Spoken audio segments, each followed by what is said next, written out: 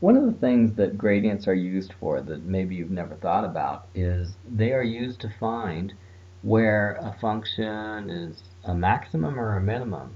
Let's see how that's done. Um, you know from your experience with gradients that positive gradients have this kind of angle, right? Like this or like this. You know, they kind of go up when you go from left to the right. A negative gradient kind of has this angle, right? So it's like either, not very steep or it's steeper, right? Okay, so positive and negative gradients look like that, okay? Now what about a zero gradient? Well, a zero gradient, of course, is a flat line, okay? So let's say that you had a positive gradient, and then after a while it became zero, and then after a while it became negative. What could you say about this function? Well, if you were going to draw this function would look kind of like this. It would be positive growing, then it would hit zero, and then it would go down. Okay, so your function would look like a little hill. And where is the maximum point of this little hill? It's right there, right where the gradient is zero. Okay, so where the tangent line, where the gradient of the function is zero, that is exactly where the maximum point is. Okay, so now we see that when you find the gradient function or the derivative of a function, it can help you find the maximum point. Or for that matter, the minimum point, right? Because if you arrange it in the opposite order, negative first, and then zero, and then positive, you can see that this function is like a valley. And the minimum point of this function happens to be where the gradient is zero, right at this yellow line. So if we find where a function has gradient zero, then we know that there is a maximum or a minimum there. How can we figure out if it's a maximum or a minimum? Well, if we look to the left or to the right of the maximum or minimum, and we see that the gradient is positive or negative, then we know it's a maximum or a minimum. For example, here, to the right, it's negative, and to the left, it's positive. So if it grows first, then it flattens off, and then it goes down, then we know it's a maximum. So this would be a maximum, right? What about if it starts out as negative, and then it becomes zero, and then it becomes positive? Well, then we know it's a valley. So we know that that would be a minimum. Okay, so that's how we use gradients to determine if the function has a maximum or minimum point and where. All right, so here we're going to do every other problem. And we have a function here. We are going to find the gradient or the gradient function or the derivative of this function to determine where the dy dx, where the gradient is zero. So we're going to say y prime is 2x because the derivative of 2x squared is 2x, minus 6 because the derivative of negative 6x is negative 6. Okay, so when is this 0? Okay, so you could use algebra and figure out, hey, okay, where is this 0?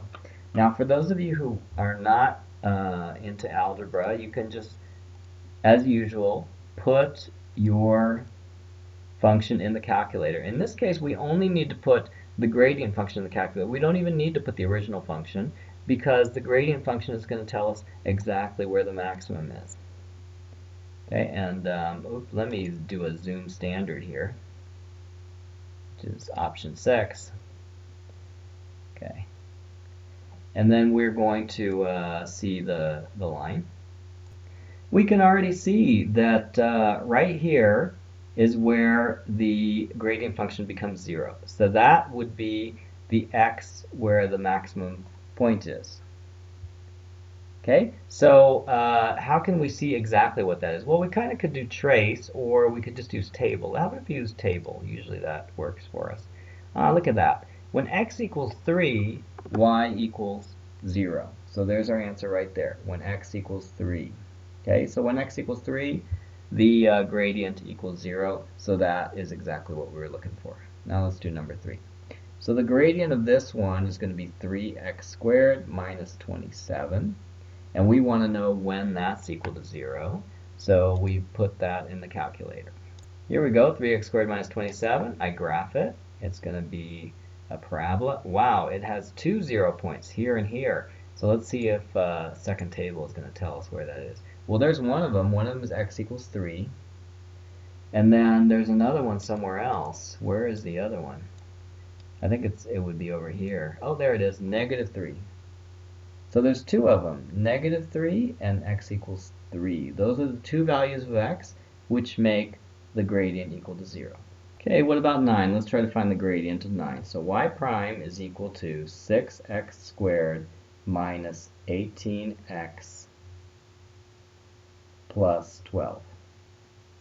Now this needs to be put into the calculator. So I put it in the calculator. I can graph it, or I can look at the table. But look, there's 2 0 points for this gradient function. And let's see if the calculator table easily tells me that. Oh, it does. How convenient. So the 2 points are x equal 1 and x equal 2. Those are the 2 points which cause the gradient to be 0. Okay, now what about 13? 2x cubed minus 6x squared plus 7. So the gradient would be 6x squared minus 12x. Okay, and the gradient of 7 is 0. So I'm going to put that in the calculator. And then I look at the table.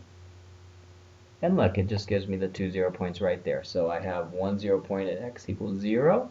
And I have another point at x equals 2. Right? Okay. Last one for this section. I'm not very good at writing zeros. Okay. Last one for this section. This is, I'm just going to rewrite it so that it's not a fraction anymore. Right? Now I'm going to take the derivative, and that will be 4 plus 9 times negative 1 x to the negative 2, which is 4 minus 9x to the negative 2. Okay, so let's put that in the calculator under y equals. Now let's check out this table. Let's see, looking at it real quick, it's not really easy to find the zeros because, look at that, there's the 0 transition, negative 5 to 1.75. Somewhere between there is a 0. Now, let's increase the step size to, let's say, 0.1 and try to see where that's going to be. Okay. Oh, there's the 0. It's at negative 1.5. So one of the points is equal to x equals negative 1.5. What is the other point?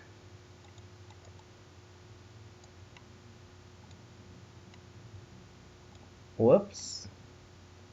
Wrong way.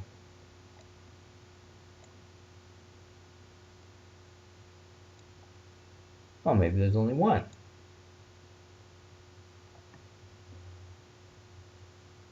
Oh, no, there is another one. There's one over here too, right? Let's check again the table. So one was at negative 1.5, and the other one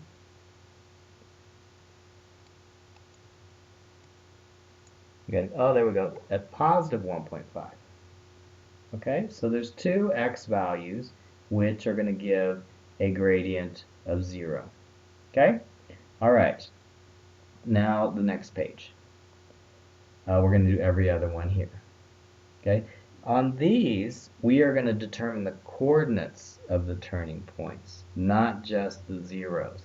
So since we're figuring out the coordinates of the turning point, you don't necessarily have to find the gradient because the calculator can just take the regular function and do that. So let's try to do that first. Instead of finding the gradient, we're just going to put this whole function in there and see if we can find the turning point. The turning point is the minimum or maximum. Okay, so I'm going to put this equation in the calculator. Okay, I just put it in the calculator. Now I'm going to graph it. It's very important to graph this because we need to have some idea of like where and how many times it crosses the x-axis. When is it 0? It looks like there's one here and one here at least, right? Now we don't really know what happens more to the right, but x cubed functions, they actually don't inflect or bend more than this. So I kind of know that that's pretty much it. So now we can either look, yeah, I think that in this case, what we want to do is we want to do second calc max and second calc min. We use second calc max to find this point, and we use second calc min to find this point. Okay, so second calc max, and we'll say left bound is, I don't even know where the cursor is. Where is it? Oh, there it is. Left bound is here, and then the right bound I'm going to put on the other side of this little hump. There we go. And the guess is whatever, okay? And the answer is 2, comma, and this is a very small number, 10 to the negative 11th. It's basically 0, so it's 2, comma 0. So one of the points is 2, comma 0, and actually it's a maximum, okay? And then the other one is going to be a minimum right here, and the way I'm going to find that is with second calc minimum, which is option 3. And the left bound, I'm just going to put it a little bit to the left of the valley. And the right bound is going to be on the other side of the valley. That'll be our guess. And the minimum is 4, comma negative 4. So 4, comma negative 4 is the minimum. Okay, so we just found 2 turning points, or inflection points sometimes they're called. Or no, they're not inflection points, they're maximum or minimum, sorry. And we have determined whether they're maximum or minimums just by looking at the graph, okay? The other way you could find whether they're maximum or minimums, again, is you take the derivative. And once you find the derivative, you can see where the gradient is positive or negative, and that will tell you if it's a maximum or minimum. For example, here the gradient is going to be positive, and then this is going to be 0, and then it's going to be negative. So you know that this point is a maximum. Here it's negative, and then 0, and positive, so then you know it's a minimum. Okay, let's do a couple more. We're going to put this in the calculator, and we're going to see where the maximums and minimums are for this. Okay, I put that in the calculator. I press graph to see what it looks like. Wow, okay, so it crosses that 3 times, and I don't see where the little humps are, so let's do a zoom standard, which is, or zoom fit, which is option 0, and we'll redraw this so that we can see, oh, there we go. Okay, so it looks like there's kind of a minimum here and a maximum here. So now we're just going to use second calc, and we'll find the maximum.